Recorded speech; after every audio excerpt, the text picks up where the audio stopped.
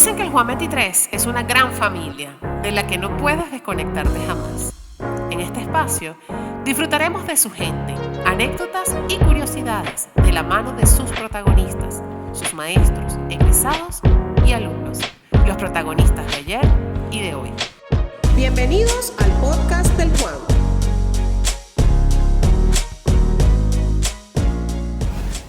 Hola y bienvenidos al podcast del Juan. Hoy es 29 de enero del 2021. Nos encontramos en el Centro del Recurso para el Aprendizaje, en el Salón de Reuniones de Olinda Burgos. Mi nombre es Jesús Alberto Bolívar Segovia. Yo soy de la clase de 1999, promoción. Me dijeron que era la promoción 28. En mi época no se usaba eso. Y bueno, hoy tenemos el honor y placer de tener al profesor César Peñavigas, presidente de la Fundación Unitec y director externo de la Junta Directiva del Juan 23. Bienvenido, profe. Muchas gracias por la invitación. Y también abuelo del colegio. Abuelo del colegio. Me dijeron que no tuviste hijos, pero nietos sí. Tengo 2 nietos aquí. 2 nietos. Mira, a ver, te empiezo preguntándote o echándote una anécdota. Yo me acuerdo que cuando yo estaba en el Juan, muchos de los que estamos cuando estudiamos en el colegio, nos mandaban a hacer las preguntas que publicaba la Unitec en el Carabobeño. Y había como un premio. ¿Te acuerdas de esos premios? Sí, claro que sí. ¿Cuál es la pregunta que más tú recuerdas de esas, si te acuerdas de una? Bueno, no me acuerdo de una en particular, pero sí de los temas que tratábamos. Siempre insistimos sobre la necesidad de preguntar sobre temas cotidianos y sobre temas que tuvieran que ver con la vida y con la sostenibilidad de la vida, porque esos son de los temas a los cuales uno renuncia a pensar porque piensa que son muy simples. Por ejemplo, la electricidad. La electricidad es casi un given, pues es algo que está dado ahí, que viene con uno.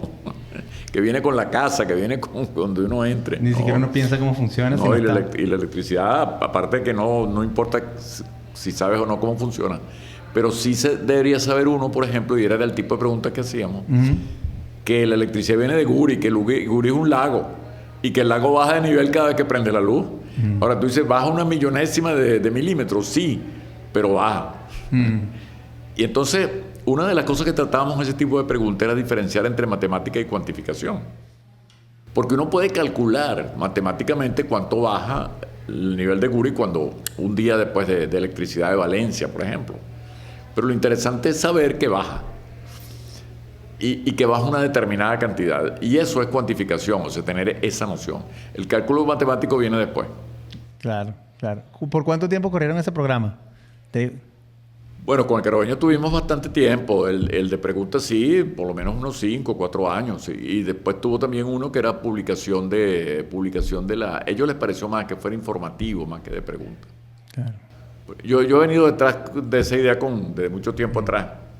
Porque eso tiene que ver también con la necesidad de que la sociedad conozca, se publique, pues que exista una publicación de aquellas cosas que la gente tiene que saber para ser profesional, que tiene que saber para integrarse a la sociedad. Eso debía ser público y notorio, conocerlo todo el mundo. Claro. ¿Cuál crees tú, y esta es una pregunta que se le ha hecho, también se le dice a Chema, ¿cuál crees tú que son las cosas en la educación que se van a mantener en el tiempo? Digo, el colegio de nuestros abuelos versus el colegio de nuestros hijos, ahora tus nietos. ¿Qué cosas crees tú que se mantendrán en el tiempo versus cosas que van a seguir cambiando? Pero te refieres, cuando dices cosas, te refieres a conocimientos. Conocimientos, estrategias, claro. Forma. Claro, bueno, yo diría que hay varias, ¿no? Una tiene que ver con el sentido de la historia. Yo creo que eso es muy importante. Es decir, que uno aprenda de hechos que han ocurrido y que esos hechos los relacione o los pueda tener en cuenta. No necesariamente se parecen a los que tiene ahora, pero, por ejemplo, yo siempre me enteré y me preocupé por la pandemia del año 18. De 1918, la famosa de la gripe. Spanish flu, que no era Spanish, sino salió en Estados Unidos realmente. Bueno, sí, que era una gripe, la gripe española. Pero ¿por qué me interesé? Porque mi papá la sufrió. Okay. O se sufrió en su pueblo, muchos muertos, y él no se infectó nunca, pero en el pueblo de él hubo muchos muertos. Entonces, él nos contaba ese acontecimiento. Él tenía 8 años cuando eso ocurrió. Él era nacido en el 10. Entonces, bueno, la gripe española siempre me interesó, una pandemia. Yo siempre estuve enterado de eso porque cada vez que conseguía algo lo leía. Y recuerdo mucho que leí que parte de las autopsias que se hicieron a esquimales posteriormente, años después, revelaron mucho de la gripe porque los esquimales, por supuesto, una vez que los entierran y quedan ahí, quedan congelados, pues, o sea, la autopsia procede. Me interesó siempre. Entonces, ahora, esta pandemia no fue que no me sorprendió, pues nos sorprendió como a todos. Esto es un cisne negro realmente. Pero me metí en un campo en el cual ya yo me sentía familiar, pues. Sentía que eso ya lo conocía un poco. Ese sentido de la historia es indispensable. Y termino con este ejemplo. Yo creo que, por ejemplo, quizás el acontecimiento que más cambió formas de pensamiento en el siglo XX, cuando digo formas de pensamiento establecidas, fue la guerra de Vietnam. Okay. Ahora, ¿por qué? Bueno, porque un pueblo pequeño, rural, de características imposibles de pensar, que pudiera derrotar a Francia, Estados Unidos, en pocos años lo hizo. Entonces, eso requirió, fíjate, mi reflexión es la siguiente, requirió una transformación del pensamiento de los vietnamitas. Uh-huh. Porque uno realmente no piensa en eso, piensa en claro. De los propios vietnamitas, uh-huh. Porque tuvieron que haber construido toda una forma de actuar, pues, en la guerra. Y luego de los norteamericanos, franceses, ingleses, de todo Occidente, porque la cultura occidental había terminado militarmente en la Segunda Guerra Mundial. El desembarco en Normandía es el último gran acontecimiento militar del siglo XX, pero luego la guerra de Vietnam superó eso con creces en el sentido de que reclamaba capacidades que no fueron capaces de ser expuestas. Y yo creo que las capacidades a ser expuestas son mucho más críticas siempre en tiempo de guerra. Es decir, la guerra es la que exige más a la inteligencia. Claro. Entonces tú dices que la historia es algo que no va a cambiar o el enseñamiento. Bueno, sí, el sentido de la historia, o sea, lo que vale la historia, lo que vale saber de eso, lo que vale analizar acontecimientos. Porque la historia no es simplemente el repaso cronológico de hechos, sino es también la interpretación de estos fenómenos. Y termino con esto. Yo me enteré ya años después de que, quizás no hace mucho, quizás hace unos 10 años, de que Franco, el presidente español, le había escrito una guerra a Johnson, presidente norteamericano, recomendándole que no peleara en Vietnam. Okay. Yo le he leído la carta, la pueden buscar, la carta está la carta está en Google, uno puede conseguirla. Y hay una carta primera que le manda Johnson a Franco, porque claro, le preguntó a los presidentes de república cómo les parecía o alguna opinión de ellos sobre la guerra de Vietnam, que estaba por comenzar en el año 65. Esa carta tiene... Y uno se asombra de la capacidad de Franco de expresar cómo iban a ser derrotados. Lo dijo. Lo predijo. En el 65. Y con detalle. ¿Y por qué? Claro, el sentido de la historia. Sí. Ok, el sentido de la historia no va a cambiar. ¿Qué crees tú que va a continuar cambiando? Bueno, continúa cambiando la capacidad de asociación, porque ¿qué es lo que ocurre? Que las tribus y las organizaciones modernas se pudieron desarrollar porque, bueno, el pensamiento se sumó. El pensamiento tiene capacidades aditivas, pues. Sustractivas quizás algunas, pero también tiene aditivas. La posverdad o la fake news son formas sustractivas de la capacidad de pensar. O sea, si tú tienes una capacidad determinada sobre un fenómeno y hay noticia falsa sobre él, te quita. Lo entiendes menos. Claro.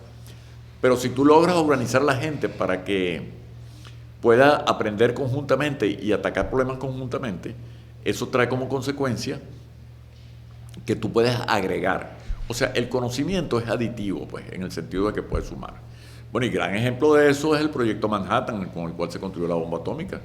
Ese es un proyecto que se hizo sin computador, eran se estima unas 300.000 personas trabajando en él y fue completamente secreto.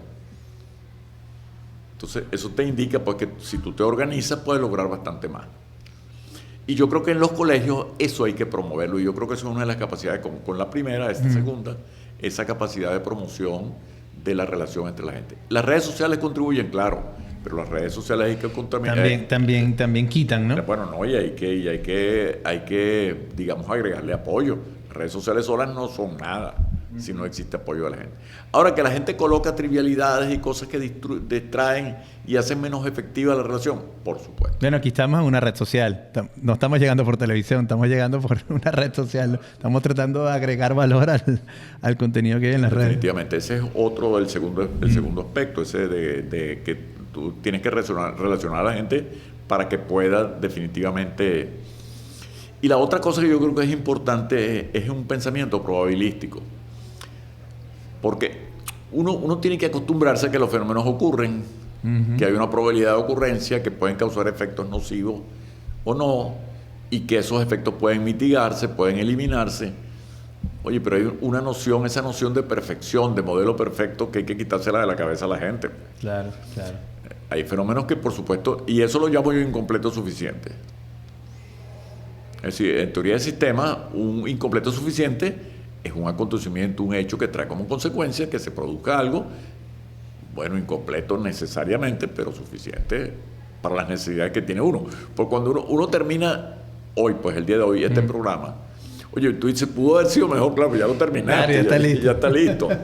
Ahora, tal y como está, bueno, algo ayuda o no, o distrae, no sé, finalmente, pero en todo caso, el programa está terminado, o está ocurriendo en este momento en gerundio, y mira, no te queda más remedio que aceptarlo como incompleto, claro. porque claro, a ti te hubiera gustado que cargara de corbata, que dijera otra cosa, lo que tú quieras, pero por supuesto que eso no va a ocurrir. Claro. Te pregunto, antes que nos entremos con el tema de la evaluación que quiero hablar contigo. Existen muchos exalumnos del Juan, que nos están viendo, que también son exalumnos de la Unitec. ¿Tú tienes una idea de cuántos son alguna vez? Son bastantes, ¿verdad? Los exalumnos de Unitec, bueno, graduados, cerca de 10.000 de técnicos y de ingenieros y licenciados, cerca de 10.000, sí. Por ahí anda el número. Bastante. Dime algo que te recuerdes con cariño de la Unitec, algún cuento. Bueno, como de muchas cosas, pues. Dime algo. Bueno, uno de los que más recuerdo, que es de tipo jocoso, fue en el programa Galileo, que un egresado, no del Juan 23, sino de otro colegio de Valencia, que era preparador de Unitec. Porque en los programas que se hacía Unitec externamente eran programas que manejaban estudiantes fundamentalmente. Claro. Entonces en Galileo tuvimos, trabajando para ese programa, cerca de 100 estudiantes a la vez. Era grande el grupo. Y un estudiante tenía la responsabilidad de transporte, entonces alquilamos un carro y lo chocó. Entonces yo les pido que me explique el choque.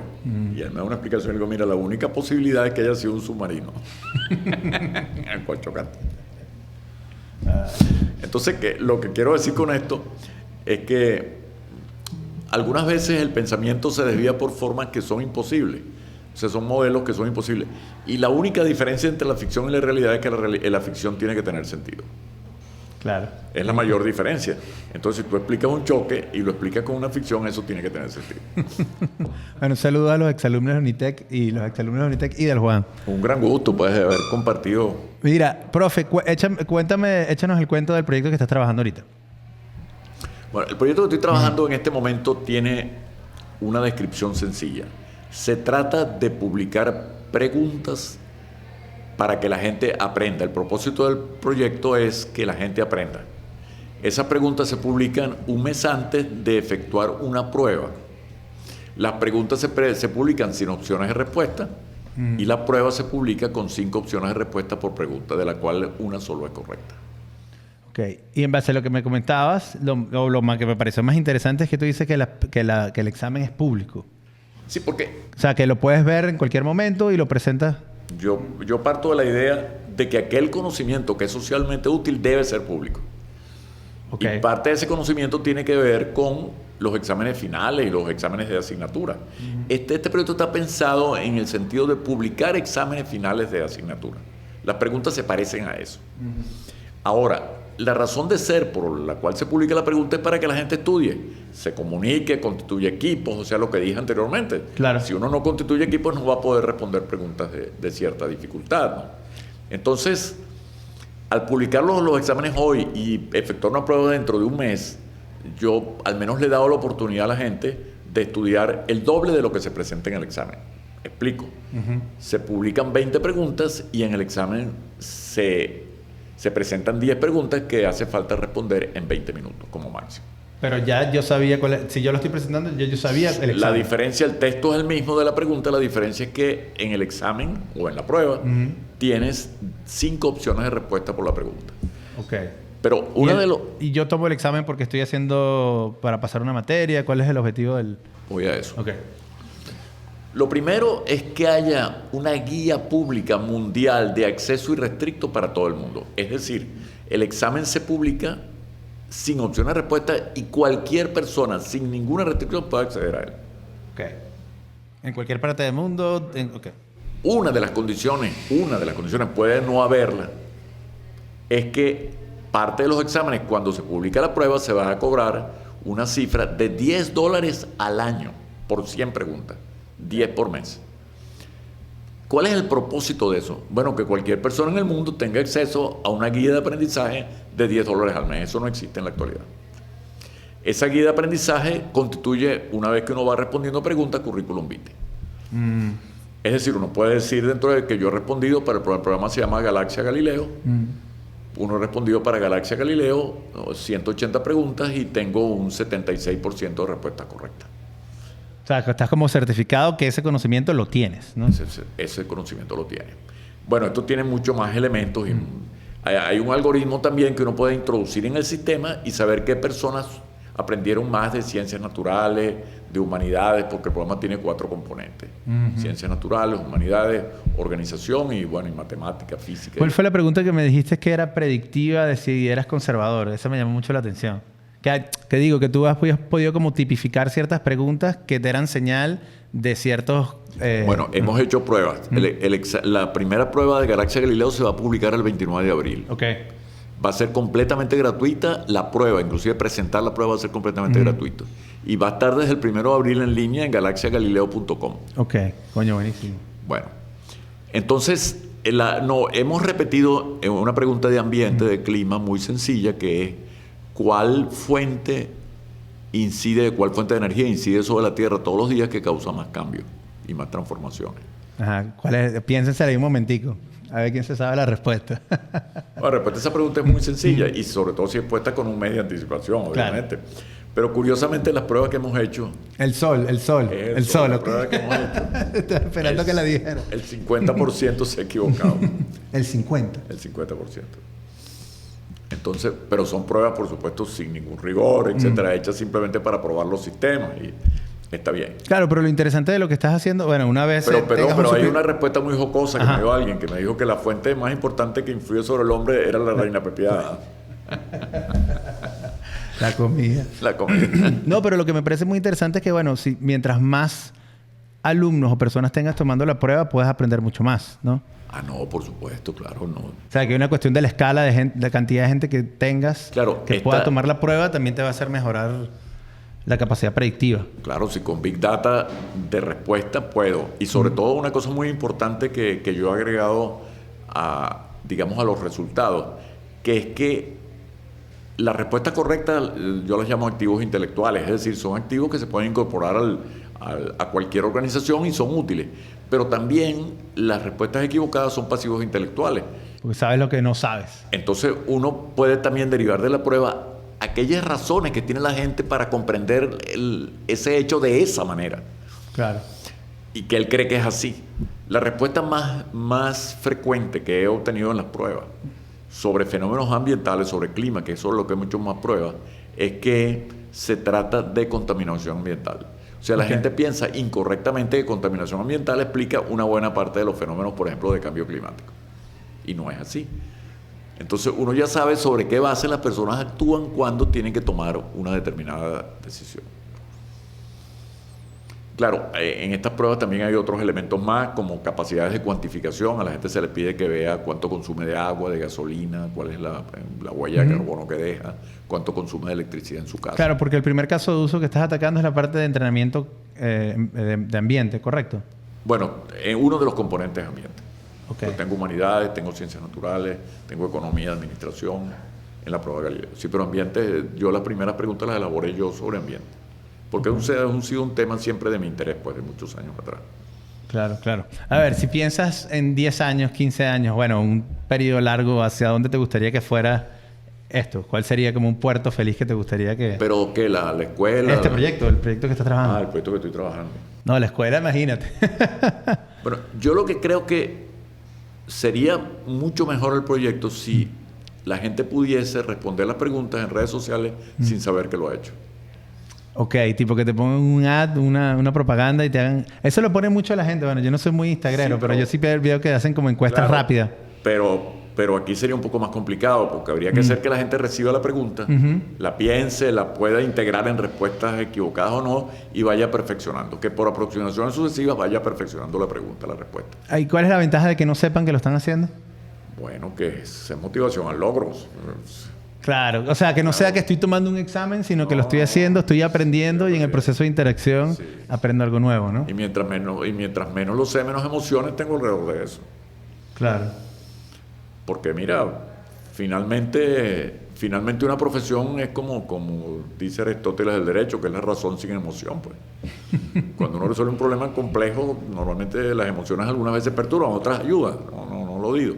Pero la razón sin emoción es muy importante. Y si uno logra una red social, pues que una persona se interese en un tema, aprenda de él y comente sobre él, vaya dando respuesta, uno va viendo el proceso de aprendizaje. Y eso se puede medir con inteligencia artificial, pues. Claro, mientras más gente tengas tomando la prueba, puedes que el algoritmo funcione mucho mejor. Por supuesto, ¿no? Claro. Claro, pues estoy hablando de 5 o 10 años. Claro. Hasta ahora lo he intentado de una manera sumamente primitiva, pues no lo sé hacer todavía.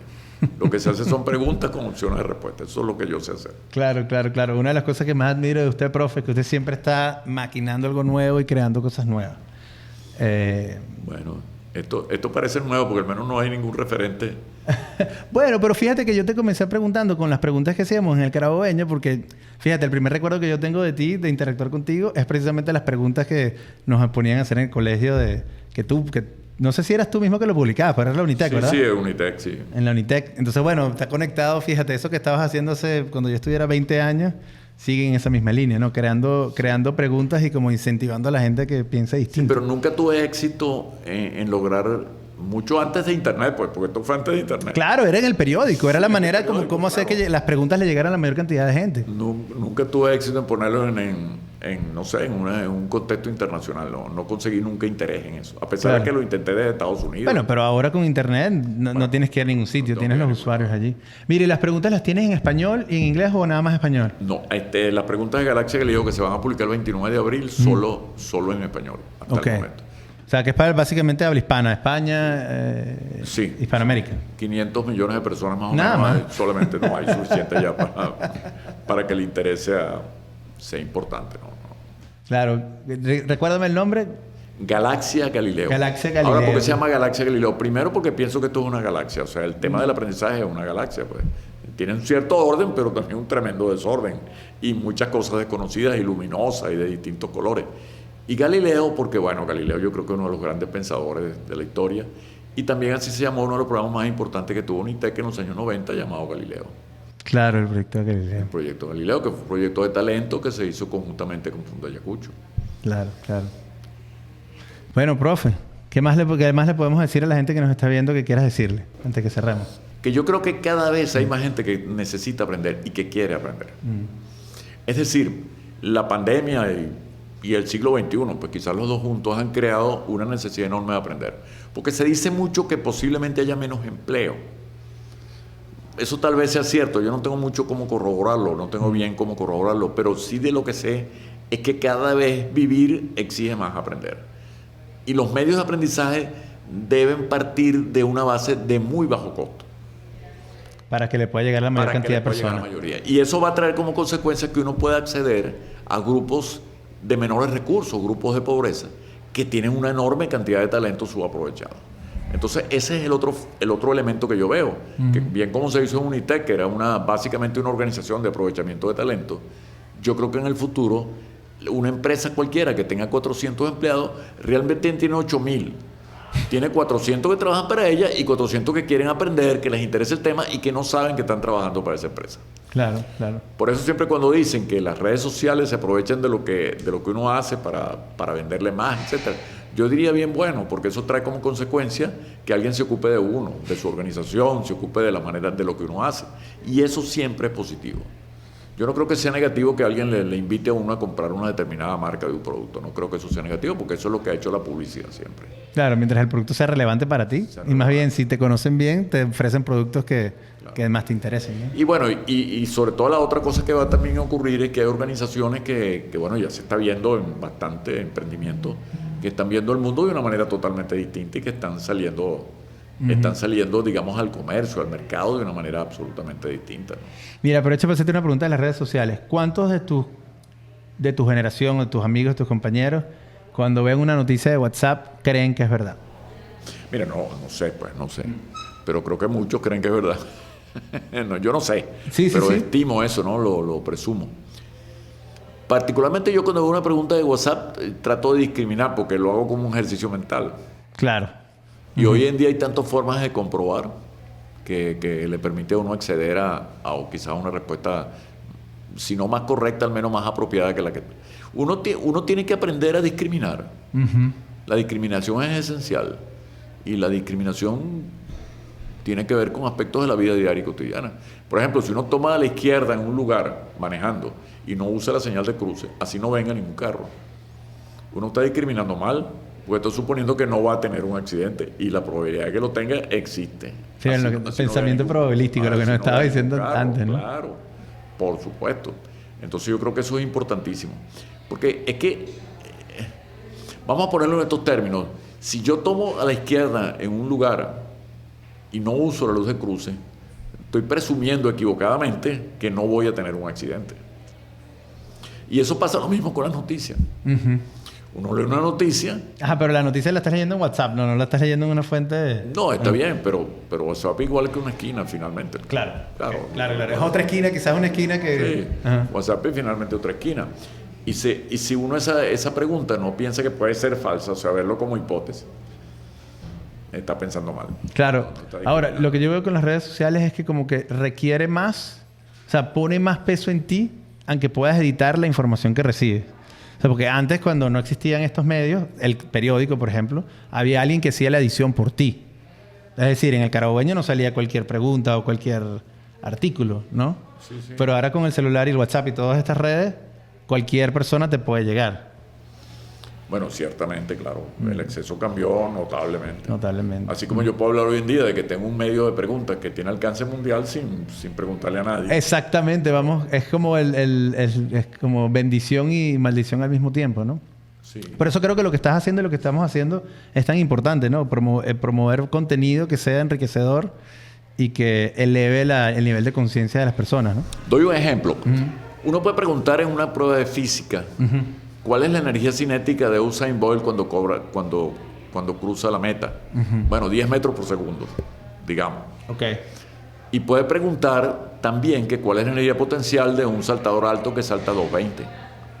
Y esas dos preguntas ayudan a comprender por qué el salto de Garrocha es tan alto, 6 metros. Claro.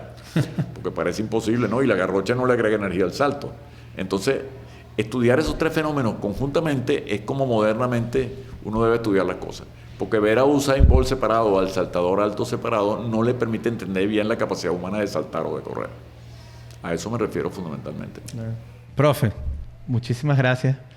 Al menos que quieras decir algo más, lo voy a cerrar. No, estoy bien. Muchas gracias. Gracias por la invitación. Yo creo que oímos comentarios. Eso sí me gustaría. Sí, claro, vamos a decirlo. Bueno, si tienen más preguntas para el profesor, yo les prometo que lo voy a volver a entrevistar. Mándenos preguntas de cosas que quieran saber y conversar con él y se las mandamos. Y mi correo es cesarpenavigas@gmail.com. cesarpenavigas@gmail.com. Y el proyecto de la página web, para decirlo una vez más. galaxiagalileo.com. Todavía no está en el aire, pero lo estará próximamente. Profe, siempre un placer estar con usted. Gracias por su tiempo y por remontarnos a tiempos anteriores y los tiempos futuros que nos va a tocar compartir. Saludos a toda la familia del Juan y bueno, los exalumnos también de la unidad que seguro nos verán. Osvaldo Aquique, saludos. Ese fue el que estábamos hablando el otro día. Si está ahí. Ese nos va a ver, claro que Seguro. sí. Bueno, muchos saludos a todos, pues. Chao.